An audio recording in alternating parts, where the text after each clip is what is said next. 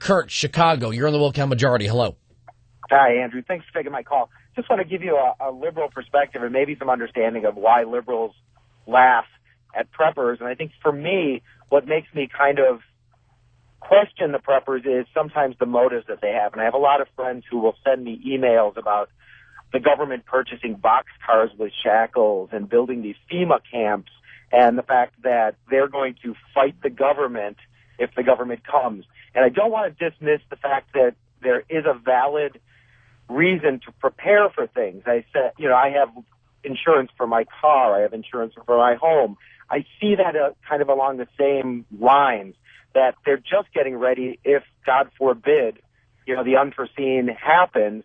But I think that when sometimes they think they're going to fight the government with drones or they're going to, be putting off these boxcars. So you would say, because you would say, well, I don't need to do this because those people are paranoid. And if I do what they're doing, I'm just going to be as paranoid as they are, rather than saying, having these things in case there's a natural disaster and there's not enough firefighters or police officers or emergency workers to get to me, it might be a good idea. Well, that's what I'm saying. I totally understand the need to prepare. I think, if you live where there's a hurricane, you buy water, you have a generator, you have those kind of things. And I think that's what these preppers are doing. I've seen the show on TV where they're stocking canned goods, they've got gas masks, they've got this. Totally understand Don't forget that. guns. And I've called into your program before when you've discussed the Second Amendment, and as a liberal, I think absolutely you should have the right to defend yourself. And I think if, there is some kind of God unforeseen, horrible tragedy where, anarchy and people are literally raiding each other's house to get it, I have no problem with people. So what is so silly about preppers? I mean, well, as I said, I think sometimes the reasons they use to prep, and I gave you those specific. But those don't have to be your reasons, though. Well, that's what I said. I'm just trying to say that sometimes. When do you think? Well, let me ask you something. What do you think about all these extreme left-wing Hispanic groups that are claiming that the Southwest is going to be taken back?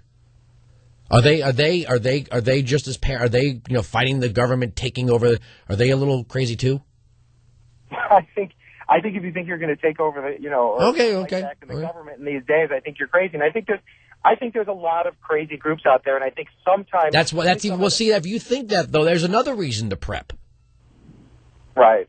Well, I think this sometimes, that I think fear is a huge motivator, but I think sometimes fear is the reason why you prepare for disaster.